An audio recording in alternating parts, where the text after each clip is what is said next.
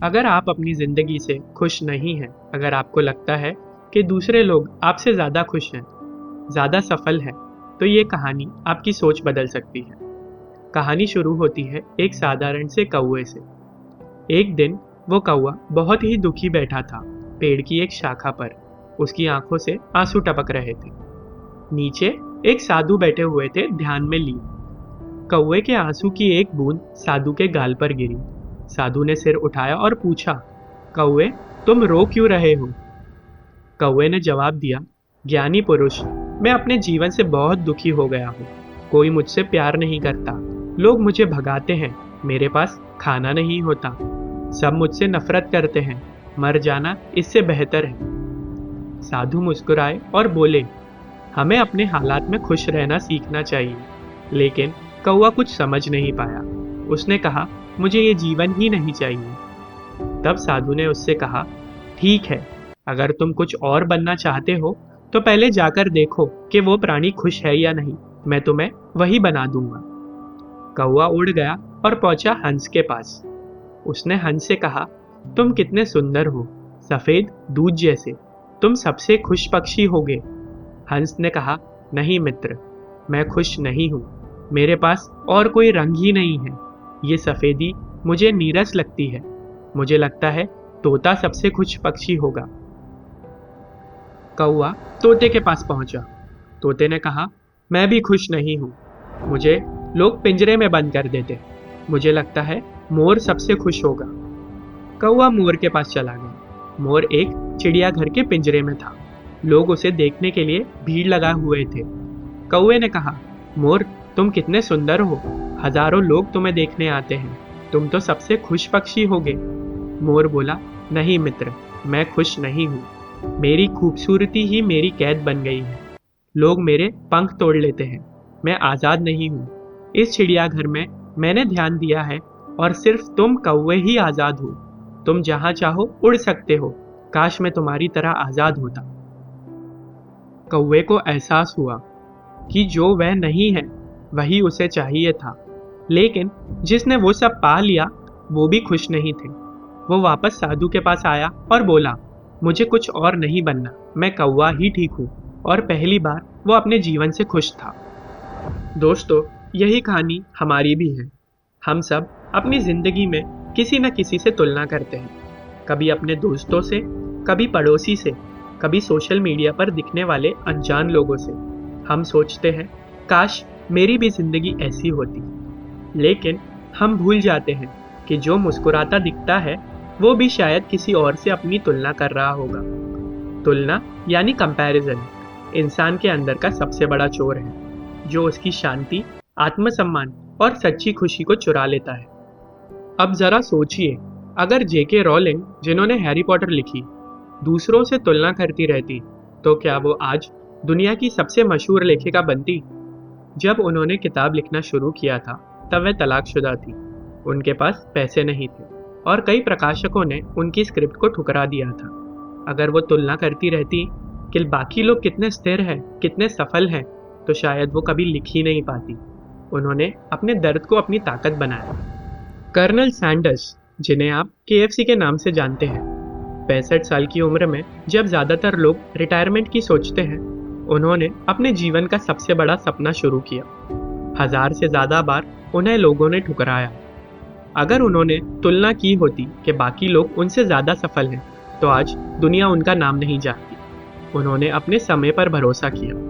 और फिर नवाजुद्दीन सिद्दीकी, जिन्हें आज हर कोई उनकी एक्टिंग के लिए जानता है। कभी वह चौकीदारी करते थे, छोटे मोटे रोल करते थे, लेकिन उन्होंने किसी स्टार से अपनी तुलना नहीं की। उन्होंने बस अपने हुनर को और निखारा, धीरे धीरे अपनी गति से, और आज वो उन चेहरों में से एक हैं जिनका सफ़र हर आम आदमी के लिए उम्मीद है। या रजनीकांत को ही देख लीजिए। एक समय वे बस कंडक्टर थे, लेकिन उन्होंने अपने आप को कभी किसी से कम नहीं समझा। उन्होंने अपना अलग स्टाइल, अपनी अलग पहचान बनाई। अगर वो किसी और की तरह बनने की कोशिश करते तो शायद आज वो थलाइवा ना बन पाते। तुलना हमें दो चीज़ें देती है, या तो अहंकार या हीन भावना। अहंकार हमें दूसरों से ऊपर दिखाता है और हीन भावना हमें खुद से नीचे गिरा देती है। दोनों ही इंसान को भीतर से तोड़ते हैं, लेकिन जो व्यक्ति अपनी यात्रा को स्वीकार कर लेता है वो सच्चे मायने में आज़ाद हो जाता है। कभी एक बच्चे को देखिए, वह जब गिरता है तो खुद से तुलना नहीं करता, वो बस उठकर फिर कोशिश करता है। लेकिन जैसे जैसे हम बड़े होते हैं, हम हर चीज़ में दूसरे को देखने लगते हैं। हम ये नहीं देखते कि हमारा रास्ता अलग है, हमारा समय अलग है। हम बस ये देखते हैं कि कौन आगे है और मैं कहाँ हूँ। हर इंसान की ज़िंदगी की घड़ी अलग चलती है। किसी का करियर 22 की उम्र में शुरू हो जाता है, किसी का 45 में। किसी को प्यार जल्दी मिल जाता है, किसी को देर से। किसी के पास पैसा है तो किसी के पास शांति है। लेकिन हर किसी के पास सब कुछ चीज़ें नहीं होती। तो फिर तुलना करने का क्या मतलब? जब जिंदगी की राह ही अलग है तो मापदंड एक कैसे हो सकते हैं? अगर स्टीव जॉब्स ने दूसरे की कंपनी को देखकर खुद को छोटा समझा होता तो वह एप्पल कभी नहीं बना पाते। उन्हें अपनी कंपनी से ही निकाला गया था, लेकिन उन्होंने अपने विजन पर भरोसा रखा और वही विजन उन्हें वापस दुनिया के शिखर पर ले आया। अब बात करते हैं ओपरा विनफ्री की, जिन्होंने बचपन में अत्याचार और गरीबी झेली। वह आज दुनिया की सबसे प्रभावशाली महिलाओं में से एक है। उन्होंने अपनी कहानी को कमजोरी नहीं बल्कि अपनी ताकत बना ली और सफलता चूम ली। जीवन में खुश रहना एक कला है और इस कला का पहला नियम है तुलना छोड़ो, कृतज्ञता अपनाओ। हर सुबह अगर आप सिर्फ इतना सोच लें, आज मेरे पास क्या अच्छा है, तो आपका मन धीरे धीरे बदलने लगता है। आप पाएंगे कि जो आपके पास है वो किसी और के सपनों से भी ज़्यादा कीमती है। कौवे की कहानी हमें ये सिखाती है कि हर किसी के पास अपनी मजबूरियां हैं, अपनी आज़ादी भी। लेकिन जो आपके पास है वो किसी और के पास नहीं, और जो आपके पास नहीं वो शायद किसी और के पास है। लेकिन असली खुशी तब आती है जब आप खुद को जैसे हैं वैसा स्वीकार करते हैं। आज से एक वादा कीजिए, किसी से तुलना नहीं करेंगे, दूसरों की सफलता देखकर दुखी नहीं होंगे बल्कि प्रेरणा लेंगे, क्योंकि आपकी कहानी अलग है, आपका समय अलग है और आपका उद्देश्य भी अलग है। और जब आप खुद को पहचान लेते हैं तब जिंदगी एक दौड़ नहीं रहती, वह एक सुंदर यात्रा बन जाती है। तो दोस्तों, अगर कभी लगे कि आप पीछे रह गए हैं तो इस कहानी को याद कीजिएगा, कौवे की कहानी, जिसने सब कुछ देखने के बाद समझा कि खुशी किसी और के पास नहीं, मेरे भीतर है। तुलना कभी मत करो, अपनी यात्रा पर भरोसा रखो, क्योंकि जिसने खुद को समझ लिया वो किसी से पीछे नहीं रहता।